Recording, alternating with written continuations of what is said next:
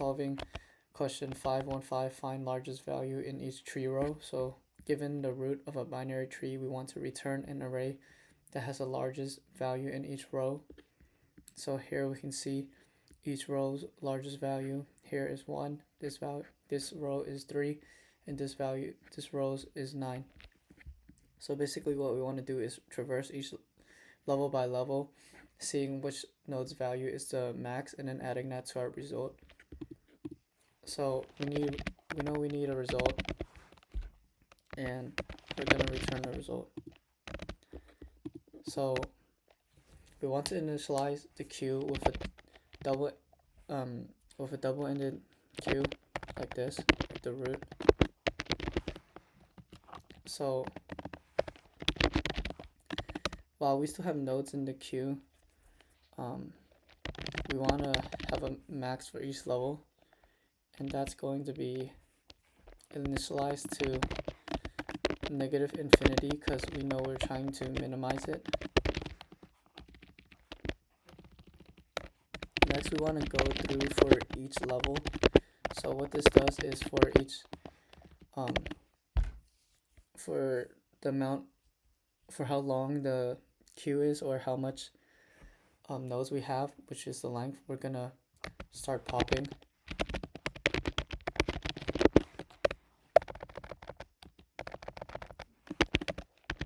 Then we want to keep the max value like this for each node for this level. And now we want to put the children. So if there's a left child, we want to add that to the queue. And if there's a right child, we also add that to the queue.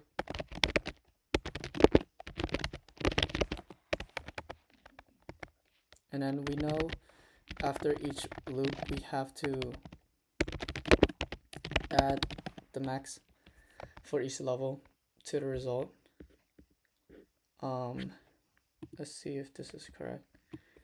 So yep, it's correct. So the time and space complexity for this would be O of n, because we just traverse the node, and we're not really its time would be O of n, where n is the number of nodes, and space would also be O of n. So now let's go through a walkthrough. Here we can see, for this example, we can see we're initialized with the root is just 1, and then the length of the queue is 1. So we pop 1 the first time, and the node's value here would be 1. So that's going to be initialized to the level max right here. And then we add 3 and 2 to the left child would be 3, so we add that 3 right here, and then the right child would be 2, and then we know we have the level max here, which is 1, so the result right now would be 1. And then for the next loop, because we still have nodes in the queue, so we have 2 and 3, right? We're gonna go pop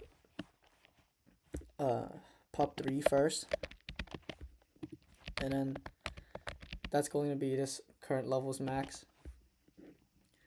And then we add node 3's left and right child, which here it would be 5, and then right child would be 3. And then we're still in this loop right here, so we're gonna pop 2 next, and then 2 is not bigger than 3, so it's not updated here. And then 2 has no left child, but it has a right child, so we would add 9. And then here we would add 3. After this loop exits, the max out of 2 and 3 would be 3, so we add 3 to the result. And then we have, inside the queue, we have, it's a little messy, but we have 5, 3, and 9, because we added 3 and 5 here, and then we also added 9 here because 3's children and 2's children.